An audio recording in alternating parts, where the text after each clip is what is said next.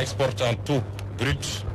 et ne laisser d'autres possibilités à notre jeunesse que d'essayer à prendre les pirogues pour aller en Europe et suivre le même chemin que les ressources naturelles. Au moment où je vous parle, nous avions dépêché une mission conduite par le ministre de l'Industrie qui est actuellement au Maroc et qui ce matin m'a fait un compte rendu de ce que l'office chérifien du phosphate, l'OCP, a pu faire au Maroc par une bonne utilisation de son phosphate. Tout le phosphate marocain est transformé au Maroc. Tout le phosphate. Et le Maroc est devenu le premier producteur de phosphate. Et tout ce qui tourne autour, en dehors des engrais phosphoriques, les métaux rares, les terres rares et tous les autres produits dérivés, a permis au Maroc aujourd'hui de construire son développement en l'absence de pétrole, de gaz et de toute autre chose autour de l'exploitation du phosphate. De créer même la plus grande université polytechnique en Afrique structurée autour de l'exploitation du phosphate. C'est l'exact contraire que le Sénégal a fait jusqu'à présent. Et c'est vous dire que Matam doit devenir un centre névralgique, un poumon économique du Sénégal, porté par l'exploitation du phosphate, la transformation industrielle, mais surtout une bonne utilisation des produits qui ressortiront de cette exploitation, notamment l'engrais phosphorique, pour booster l'agriculture et faire de sorte que les Matamois n'aient plus à faire l'exode rural, a fortiori à essayer de sortir du pays par des voies non appropriées. C'est cela notre vision par rapport à cette région qui devra devenir justement l'un de ces pôles agricoles. Et nous remercions donc les Matamois pour cet accueil. Je commencerai par remercier et féliciter M. le maire, qui fut un collègue à l'Assemblée nationale avec lequel j'ai eu toujours de très bons rapports. Il m'avait promis d'ailleurs un terrain à Matam, je le rappelle, M. le maire. Féliciter les populations pour leur accueil, tous les artistes qui sont déplacés, et je voudrais citer particulièrement M. Elhaj Baba Mal, qui nous a fait l'honneur de se déplacer de Podor à Matam pour venir assister à cet événement. Féliciter Madame le ministre de la Jeunesse, de la Culture et des Sports, qui a organisé de main de maître cette journée, qui a déployé toutes ses équipes, le féliciter à travers elle, toutes ses équipes. Monsieur le gouverneur et Madame le préfet pour l'organisation également. Saluer et rendre un vibrant hommage à nos autorités religieuses, en l'occurrence mon ami personnel, mon papa, mon confident, monsieur le guide Tierno Samassa, mais également le guide Alun Cham Wurosogi. Nous leur transmettons les salutations du président de la République, les remercions pour cet accueil et acceptons avec beaucoup de plaisir l'invitation à dîner de ce soir d'ailleurs. Et lancer un dernier message à la jeunesse de Matam et à la jeunesse du Fouta. Ce pays nous appartient à tous. Ce pays nous appartient à tous, sans exclusif. Et si ça marche, ça marchera pour tout le monde, indépendamment de nos appartenances. Vous avez tous porté à la tête de ce pays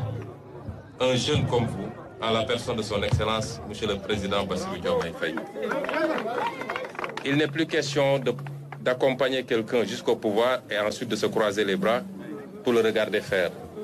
Nous devons tous être ensemble, marcher d'un même pas, participer de la même manière à tout ce qui sera décliné en termes de vision, en termes de programme, pour atteindre les objectifs qui nous permettraient de transformer structurellement ce pays. Nous avons parlé de l'horizon 2025 parce qu'un pays, même une maison, même une simple maison ne se construit pas en un jour. A fortiori tout un pays. Il faut poser les actes. Commencer par redresser parce que nous avons trouvé ce pays dans un état. Je l'ai dit la dernière fois, les gens sont mis à interpréter, mais son Excellence, Monsieur le Président, va s'adresser à la nation dès son retour. Et il dira aux Sénégalais dans quel état nous avons trouvé ce pays. Les ministres prendront le relais pour donner les explications détaillées. C'est important de faire cet état de lieu. Nous aurons une phase de redressement de ce pays, une phase de décollage, une phase de stabilisation. Et à chacune de ces phases, nous aurons besoin de chacun et de chacune d'entre vous, et particulièrement vous, la jeunesse de ce pays, vous, la jeunesse de Matam et vous, la jeunesse du Fouta. Je vous exhorte donc et je vous invite à faire bloc derrière votre président de la République, derrière votre Premier ministre et le gouvernement qu'il dirige. Et nous verrons, dans les 2 ans, dans les 3 ans, dans les 5 ans, dans les 10 ans, et jusqu'en 2050, s'il plaît à Dieu, ce qu'on va faire de ce pays, Inch'Allah. Donc continuez à avoir espoir, parce que c'est l'espoir qui fait vivre. Mais ce n'est pas un espoir utopique, c'est un espoir qui sera adossé sur la qualité des actes que nous allons poser tous les jours, toutes les minutes, toutes les secondes, et vous assurer que nous ne passons aucune seconde sans penser à vous. Je le disais tout à l'heure à Elhadji Baba Mal, je lui ai dit, nous n'avons pas le droit d'échouer, non pas parce que ça relève de notre fierté, mais parce que nous le devons à cette jeunesse, nous le devons à ce pays qui nous a portés, qui nous a soutenus et qui s'est beaucoup battu pour nous.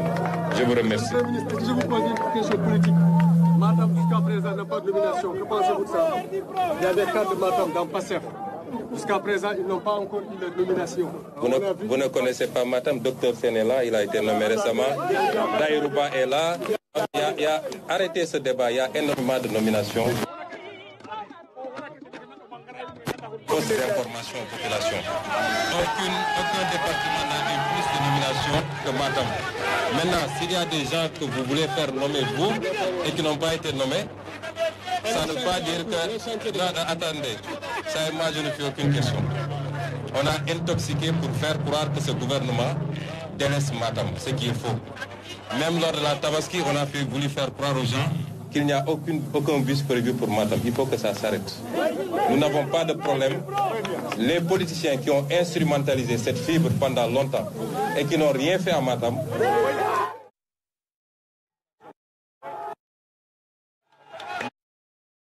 pas d'appartenance. Nous gérons un pays et chaque Sénégalais a la même importance qu'un autre. Chaque région, chaque département, chaque commune revêt la même importance pour nous qu'un autre. Aujourd'hui, je suis à Matam. Depuis l'élection, je n'ai pas été à Ziguinchor. Et aujourd'hui, je suis ici à Matam. L'autre jour, j'étais à Saint-Louis. Nous ne faisons pas de distinction. Et cette façon de poser les problèmes doit disparaître. C'était instrumentalisé par des politiciens qui ont utilisé cette fibre pour essayer d'embarquer les populations. Mais au bilan, à l'heure du bilan, dites-moi qu'est-ce que ces gens-là ont fait pour Matam et je peux vous dire qu'au moment du bilan, nous ferons 100 fois plus pour Matam et pour le coup de cette méthode. Donc on n'a pas de problème de nomination. Maintenant, les critères de nomination, c'est des critères objectifs liés à un certain nombre de paramètres. Et quand on nomme un fils de Matam, Matam doit considérer que c'est un fils de Matam qui a été nommé pour faire un travail, non pas pour Matam, mais pour tout le Sénégal. Monsieur Daïrouba, qui est à la tête de Daïrou Cham, qui est à la tête de l'ARTP, n'est pas là-bas pour Matam, il est là-bas pour tout le Sénégal. Tous les autres qui ont été nommés, c'est la même chose. Donc je tiens à préciser cela, puisque vous avez posé la question.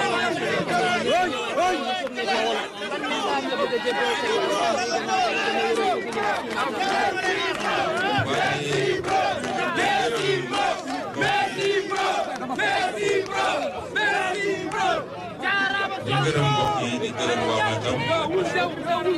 di feddali sama mbégte ci teew fii sànq dama wax Elhadji Baba Mal que man su may ñëw Fouta dama fiy ñëw avec énormément de plaisir su ma fi ñëwee damay sentir ni fii sama kër la mu ne ma xam naa deret bi la ndax moom xam na sama lien ak le Fouta de Ndiayène Pendaw à Matam ma ñëw fi nag ci turu son excellence monsieur le président de la République Bassirou Diomaye Faye mu wax ma jottali leen ni bu sañoon moom moo fiy teew tey bu sañoon moo fiy teew waaye yàlla dafa def journée bi fekk comme mu ne bitim réew waaye mi ngi saafonteeg mbooleem waa Fouta mi ngi saafonteeg waa région de Matam waa département de Matam waa commune de Matam di leen gërëm di leen sant ci tertu bi ngeen ko tertu bi mu fi ñëwee ci campagne bi jiital ci nuyoo bi nag suñuy kilifa diine Alaaji Thierno Samassa nga xam ne suñu xarit la suñu mbokk la suñu wóllëre la suñu baay la bi ñuy dalal ci këram fat ñu waxtaan ak ñun boobu mbir mi jafe woon na te calcul yi bëri woon na waaye mu dalal ñu waxtaan ak ñun ñaanal ñu wax ñu nag ni bu soobee yàlla lépp dina sotti na ngeen ànd ak muñ ak dal kon ñu ngi koy ziar di ko nuyu fas yéene jaar fa bu si kanamee saafonteeg moom bu baax di ziar it kilifa diine bu nekk fii ci région bi ci département bi di Thierno Alioune Thiam moom it di ko nuyu bu baax fas yéene fa jaar it nuyu ko ci turu président di wax ni bés bi bés bu am solo ci président Bassirou Diomaye Faye mu dugaloon ko ci programme waaye mu bokk ci mu njëkk a génne seppi ko ci programme bi ne faw rek ñu gaaw koo doxal ndax li waral loolu mooy dañoo seetlu ni léeg-léeg dañuy am jafe-jafe yu bëri ci wàllu li ñuy wax citoyenneté ak civisme mooy lu bëri ci ñun du ñëpp nag bu dee li jëm ci seen intérêt bopp kese xam nañ li ñu war a def waaye bu demee ba desul lu dul li nga xam ne intérêt mbooloo mi yëpp la léeg-léeg dañ ciy am problème ñu ne nag kon nañu xool naka la ñuy def ba am citoyen bu bees ndax réew bu la am citoyen bu la ëpp citoyen bu xam lan mooy réewam xam lan mooy histoire réewam xam lan mooy cosaanu réewam réew moomu moo lay gën a développé ndax ñoo lay gën a bëgg seen réew ñiy dem ut immigration buñ leen balaa ñi leen di may politique li ñu leen di njëkk a def mooy il faut nga jàng histoire réew moomu xam lan moo fay taarix lan moo fay aada ak lan mooy valeur yi réew moomu gëm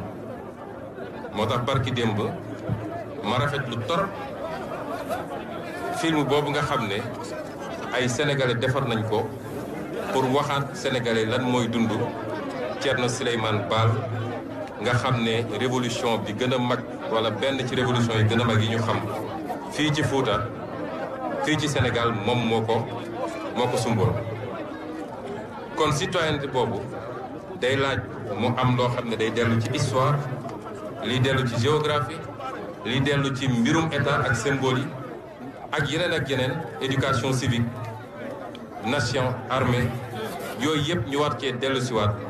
jàngal ko Sénégalais yi jàngal ko mukallaf yi nga xam ne mat nañu ba noppi waaye delloo ko ci programme scolaire yi ba xale yi ñoom peut-être ñun càggante biñ ci am ñoom duñ ko am lii nag benn la buy mandargal yitte bi président Diomaye am ci citoyenneté mooy woote benn bés ci weer wi ñu ne nit ñi bu ngeen jëlee ñaar fukki fan ak juróom-ñett wala juróom-ñeent di dox seeni mbiru bopp ñu ne nañ jël benn fan xanaa ñu ne li ñu bokk ñun ñëpp ñu jublu si weer wi mun na nekk ci setal weer wala nekk ci saxal ay garab beneen weer mun na nekk ci dem joxe sa deret beneen weer mun na nekk ci lii ak lële mais ñu jëmmal ko ci anam boo xam ne li muy firndeel rek mooy man Ousmane Sonko lii maa ko jox sama réew te xaaruma ci dara en contrepartie loolu mooy symbolique journée bi te buñ koy def amaana dina jur leneen ak leneen ba ku gis lu ñëpp bokk nga sàmm ko bu dee tali bi ñëpp ko bokk bu dee tali bi ñëpp ko bokk nga ne ah ni ma ciy dawalee sama oto war naa fexe ba sàmmonteeg li ñuy wax code de la route ba éviter accident wala war naa bañ a jël sama oto sànni ko fu ma neex parce que am naa damay fay droit de stationnement bu dee mbedd bi ñu bokk waruma jël sama banaana lekk ko ba pare sànni ci mbedd mi naatee xollit bi ba gis fu ma ko dugal ma dugal ko fa ba ci yow mi ñu dénk réew wala ñu dénk la lenn ci responsabilité réew nga ne ah lii de moom ma ko askan yëpp ko moom du ma ko teq dugal sama poche moo waroon tabax hôpital man ma détourné ko dugal sama poche loolu yëpp ci citoyenneté la bokk ak ci civisme moo tax bu ñu jàpp ni ñëw taxaw ci naaj bi fomp rek la déedéet symbolique bi ëpp na loolu bii yoon nag ñu tànn ñëw fii nga xam ne lu am solo la ci ñun muy Matam ñu ñëw fi nag ak xol bu sedd guy man bi ma gisee ni président day tukki damaa xaw a kontaan tuuti ndax ci campagne électorale bi ni ñu séddale woon mbir mi moom moo ñëwoon côté Matam man ma dem côté Ndar ba Podor kon xawoon naa fi gëj tuuti te fii damay sawar di fi ñëw ndax je suis à l'aise quand je viens ici moo tax muy dem ma ne ko c'est le président bon voyage bàyyil ma terrain ma dem Matam seeti samay mbokk ñu ñëw nag gis mobilisation bi am ci Matam ci journée bi defe naa bi journée yi commencé am ba léegi gisaguma mobilisation bi toll gisaguma kon ñuy gërëm waa Matam bu baax a baax a baax dina wax nag ni gis-gis gi ñu am ci Matam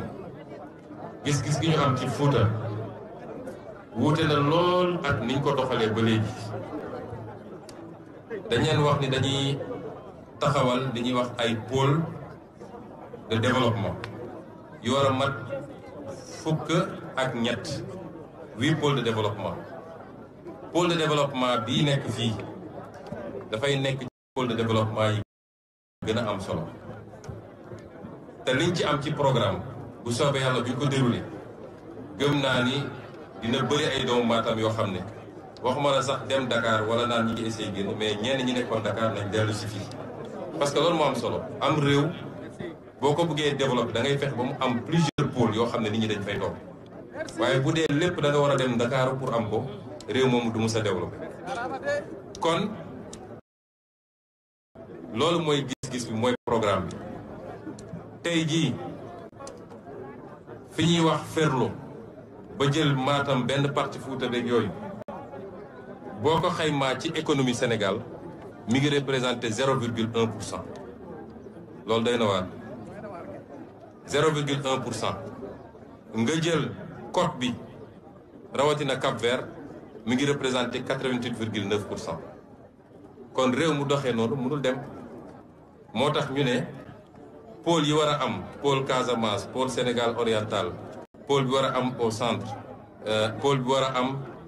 côté Waalo pôle bi war a am fii pôle bu ne dañu xayma lan mooy ay potentiel am ñu ne ci potentiel boobu la ñuy tabaxee koom-koomu pôle boobu bokk na nag ci potentiel Matam li nga xam ne moom lañ ko xamee woon yàlla def ndox am fi ñu xamee leen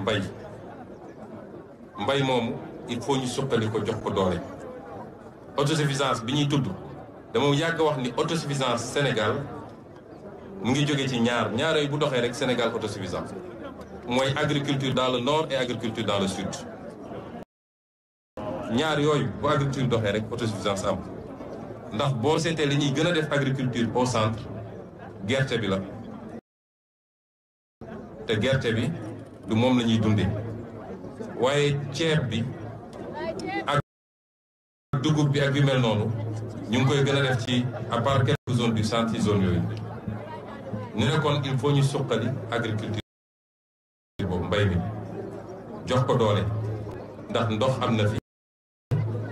ay baykat am na fi ku leen encadré organiser leen moo tax am na ko wax léegi nomination ki ñu jox coopérative agricole yi muy docteur Alpha Ba mi def naa waa Kanel la ci région bi la bokk moom mu war a organiser mbay mi dajale nit ñi en coopérative loolu luy am solo ñu équiper leen jox leen matériel démb rek gis ngeen président Chine fi mu province bi mu dem visiter ji agriculture moo tax mu visiter ko ci matériel agricole ci ay tracteurs ci ay moissonneuses batteuses ak yeneen ak yeneen loolu di benn ci potentiel région bi ku wax Fouta it foog wax napp ndax samay maam moom ñëpp xam nañ ni nappkat la kii wax sax ma ne wax sàmm ndax ñoom ay sàmmkat lañ ñëpp xam ko ku wax alpulaar rek sàmm nga ciy njëkk tey kon càmm googu potentiel bi fi amit te benn ci filière yi nga xam ne war nañ cee def chaîne de valeur complète muy filière peau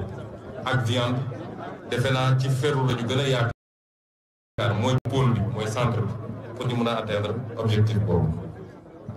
waaye loolu yëpp nag am na lu am doole lu ko mën a soutenir muy fii muy le reste du Sénégal mooy phosphate bii nga xam ne am na Matam ñu ne ci phosphate yi gën qualité ci monde juróomi réew ñoo am phosphate bu am qualité boobu ci àdduna boobu dañ ci li experts yi wax ñu ne am nañ ci quantité boo xam ne macha allah moo ëpp sax la nga xam ne ICS mu ngi koy exploité à Mboro de 1960 wala de 1900 des années 60 ba tey jii kon capacité bu rëy la waaye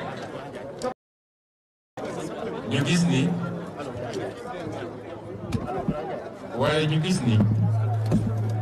ci nañ ko bëgg a exploité option bi gouvernement bi jëloon wala yi gouvernement yi jëloon boobu ba léegi option boobu baaxul ndax Sénégal bokk na ci li ko gën a gàllankoor